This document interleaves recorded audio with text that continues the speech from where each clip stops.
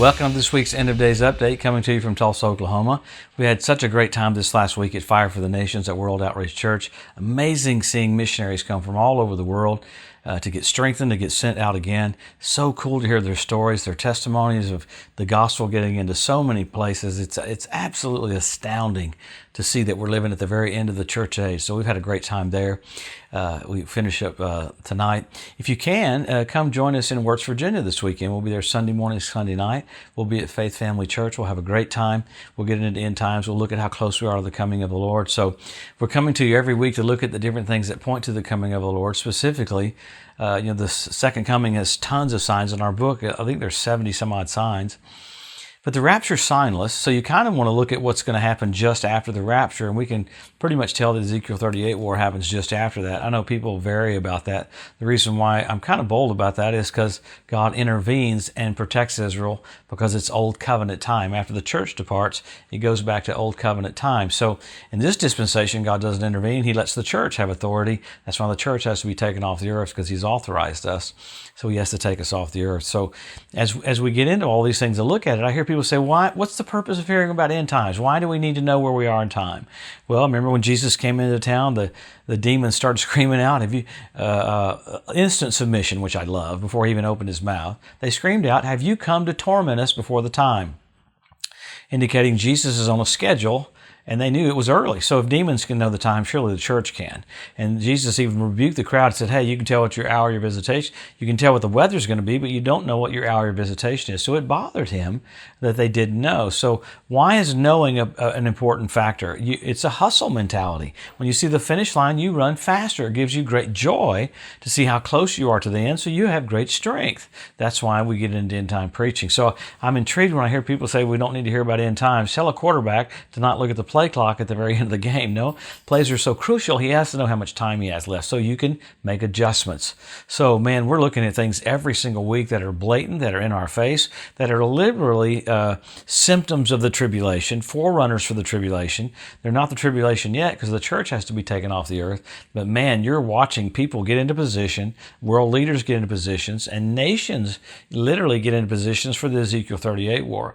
The biggest thing a few weeks ago, we talked about it, was Russia and Turkey and Iran meeting together, forming even more of an alliance. And we saw how radical that was. But man, let's pick up what's happened around Israel this last week. Probably the biggest thing, absolutely amazing. My phone was going crazy with rocket alerts, pinpointing exactly where the rockets were. This last Friday, it's amazing. The Palestinian Jihad amazingly sent 1,000 rockets over a 2.5 to 3 day period. There was one little ceasefire, but 1,000 rockets flew into Israel. I mean, the sirens were going off all over Israel. And amazingly, this completely blows my mind. The Iron Dome took out 97% of those rockets. That's almost hard to even comprehend how flawless and how accurate the Iron Dome was to protect Israel. Isn't that amazing? So with that, you had Israel responding. Israel went in and hit 140 different targets, took out almost 8 of the top leadership of the Islamic Jihad that were Palestinians. I mean, what's intriguing was that Hamas did not get involved in this war at all, where in the past Hamas joined in with them. This war was sponsored and unctioned by Iran. Every little part of it was pushed by Iran. The problem that they're looking at now is the next war that they may have, Hamas will probably be 100% involved, and Iran will be backing them with nuclear weapons. So this was a precursor for what you'll see. I believe Iran did it so they could see how fast the Iron Dome could comprehend protecting those missiles flying at them. You have 1,000 missiles flying at you, and you have 970 of those missiles taken out of the air. That's unbelievably accurate. So look how cool God is to protect them in the midst of a battle like that. So there's a whole lot of political stuff going on saying, Israel didn't have their cabinet convened. Israel's having to protect herself. It's so weird seeing all the politics and the undercurrent of skirmishes, happening in the middle of that. Along with that, you had archaeological digs on the West Bank. The Palestinians were freaking out. Everything that Israelis keep unearthing is showing that Israel has a right to the land. I don't even have time to get into it every week, but there's a different location all over Israel showing forth different things that point to Israel having a tie to the land.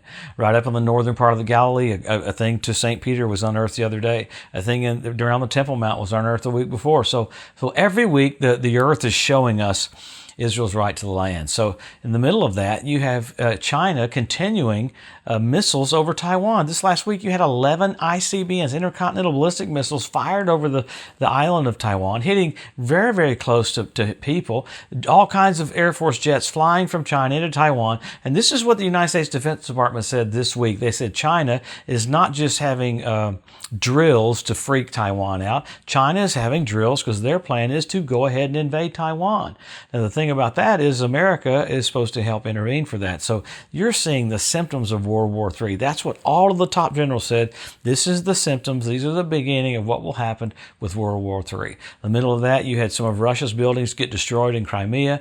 You had Russia continue to shell the Ukraine. It's just horrible what's going on there. You have Turkey going after the gas wells down in the Mediterranean with Cyprus. So you have all the players of the Ezekiel 38 war and even players of the Battle of Armageddon coming to the forefront right now. So what does that tell us? Jesus is just about to come. Wow. The Lord said, lift up your heads. When you see these things, lift up your heads. Your redemption is drawing nigh, indicating don't be downtrodden when you see all these wonderful things happening. They're scary for the world, but for us, it's one thing after another that the Bible said you'd see that points to the entrance of the King. My friend, we should see him high and lifted up with his train filling the temple, because you're about to see the King of Kings and the Lord of Lords. Amazing. So with all the stuff that's happening around there, I don't even have time to get into the Temple Mount stuff. There's stuff happening all around the nation of Israel. But let's go to the Bible. The signs are very specific, very concise. Number one, Israel made a nation. Number two, Jerusalem won back. Jesus said the generation that sees those two events will not pass away till all is fulfilled. So that's amazingly clear.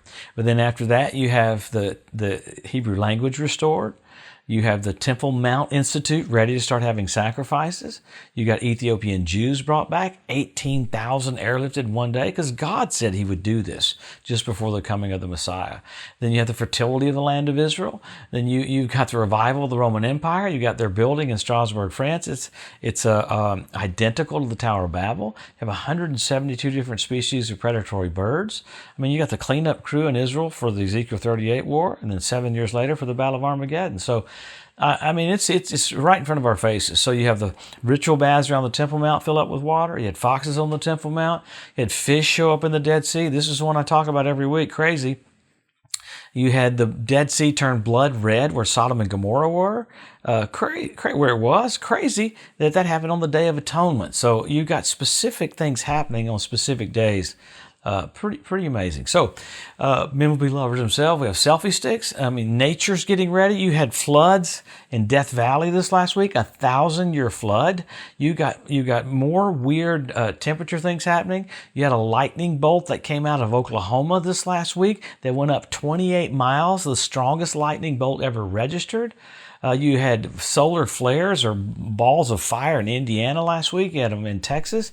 So you got nature, you have asteroids, and you have nations getting ready for the coming of the Lord. So wow. Then after that, you got signals. You had blood red moons on Passover and Tabernacles, 4 in a row. When did that happen last? 4 in a row on Passover and Tabernacles. 1967 when Jerusalem was won back. 1948 when Israel was made a nation, and 1492 at the Edict of Expulsion when the Jews were kicked out of Spain. And amazing. So you have the heavens declaring certain things that were happening with the Jews. After that, you had the Bethlehem star, Jupiter, Regulus, Venus came together. At the birth of Jesus, the constellation was Virgo. You had Regulus, regal king planet, do retrograde motion and form a crown over Jupiter. It crowned Jupiter because the king was going to be born. I'm intrigued that France's president, Emmanuel Macron, said, I want to have a Jupiterian reign, literally verbalizing he wanting a reign on the earth like that. That's crazy. So anyway, all these signs are happening. Jesus is about to come back. You have many more signals, many more signs. You don't have time to get into all 70.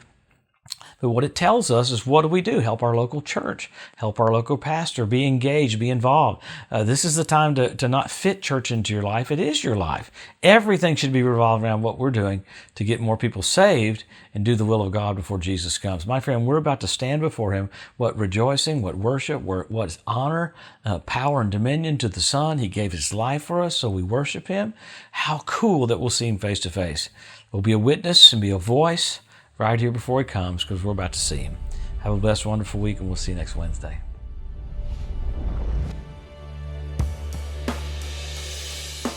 Thanks for joining us today at the End of Days Update. If you'd like to be notified every time there's a new post, just go to the edu at josephmorris.com and subscribe to receive email alerts. If these posts and updates have been a blessing to you, please consider making a one-time donation to help get the message out, or even becoming a monthly partner with Joseph Morris Ministries. Thanks again for tuning in to the EDU, and we'll see you next week.